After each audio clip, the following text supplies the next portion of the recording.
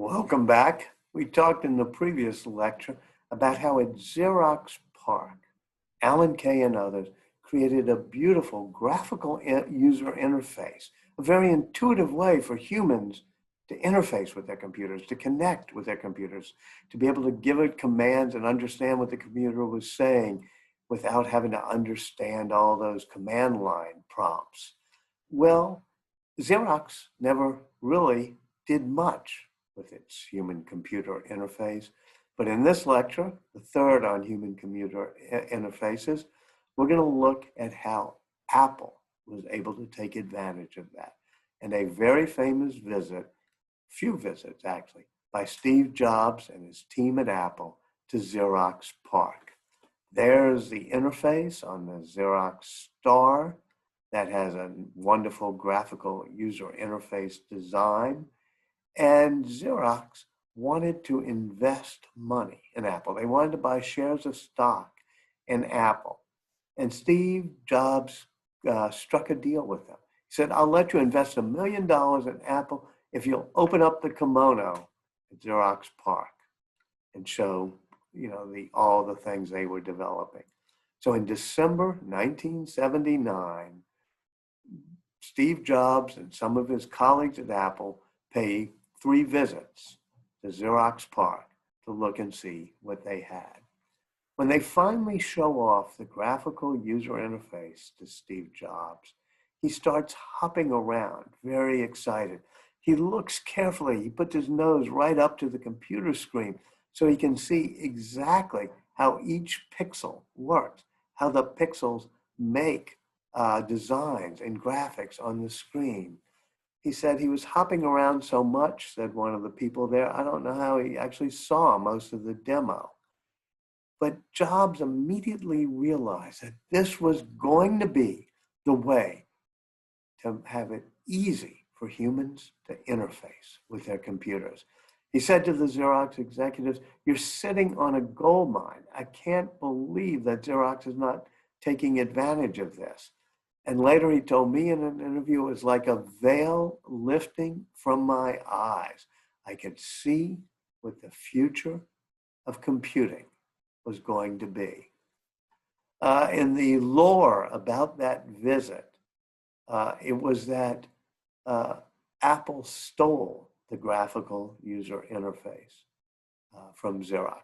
Not exactly true, because they had actually paid or struck a business deal in order to be able to see it and use some of the ideas that had come out of Xerox PARC. But Steve Jobs liked to perpetrate the notion that they had stolen it out from under the nose of Xerox. As he once famously said, Picasso had a saying, good artists copy, great artists steal. And we have always been shameless about stealing great ideas. In fact, though, what really happened was that Xerox had no clue with what it had, what it was going to be able to do with it. And Apple was able to improve it and make it work. Sometimes the vision, like the vision that Xerox PARC had for a graphical user interface, is the important thing. But sometimes vision without execution is just hallucination. And that's what happened at Xerox PARC. They had the vision, but they didn't have the execution. As Steve Jobs said to me in one of the interviews I had with him, he said they were copier heads who had no clue about what a computer could do. They just grabbed defeat from victory. Xerox could have owned the entire computer industry. In fact, not only did Steve Jobs and Apple execute on the vision, they very much improved it. Xerox didn't believe in simplicity. They had a mouse that had 3 buttons on it. Steve Jobs went to a local design firm in Palo Alto and said, I want a single button mouse, just 1 button, 1 click. Instead of costing $300 like the one for the Xerox Alto, the one Steve had made cost $15. And at Xerox PARC, you couldn't really do what you do on computers, dragging a window and dropping it, putting a folder inside of a window, putting a document inside of a folder, all that dragging and dropping. And the Xerox interface, even though it was graphical, you had to pull down one of the menu commands to make something work. And Apple just allowed you to drag and drop it.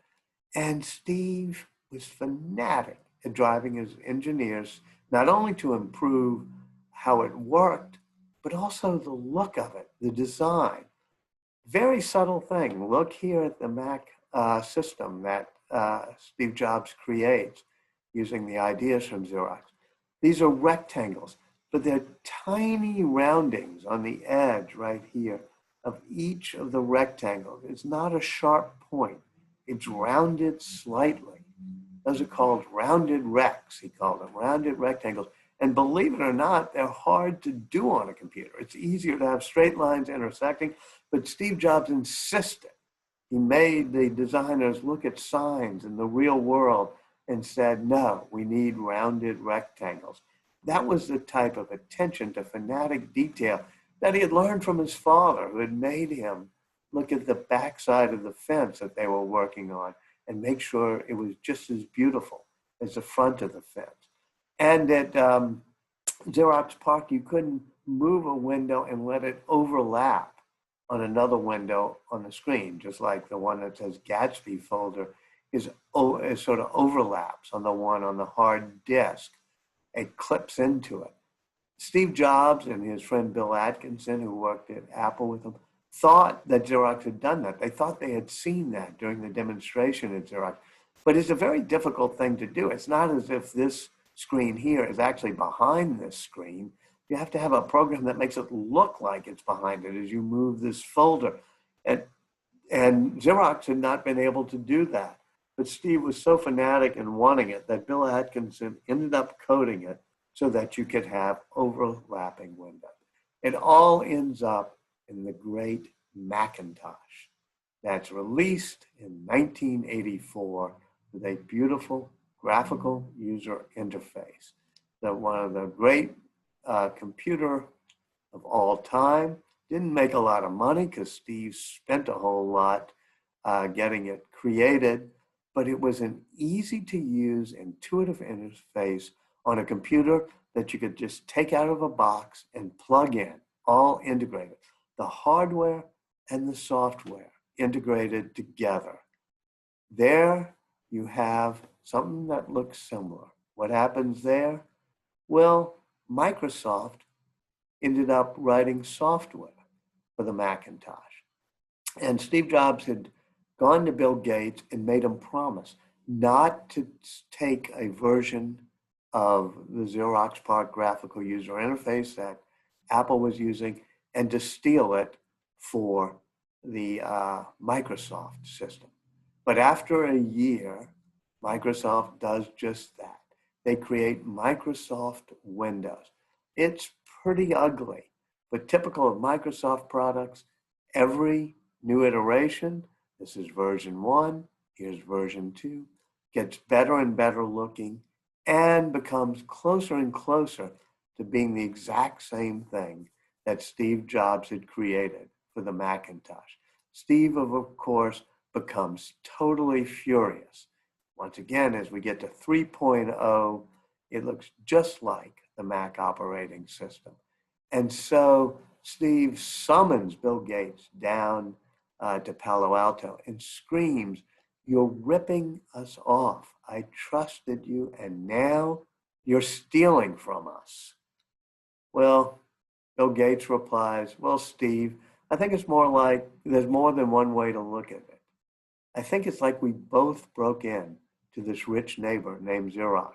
And I broke into his house to steal the TV set and found that you had already stolen it. We both stole it," he said. It ended up being a very long lawsuit, doesn't get settled until for another 10 years. But at least everybody now has an easy to use graphical user interface, whether it's for IBM compatible computers using Microsoft Windows or for the Apple computer.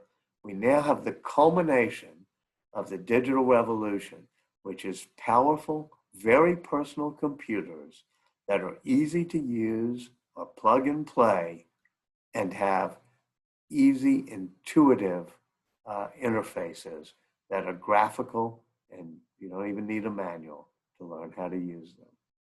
Thanks.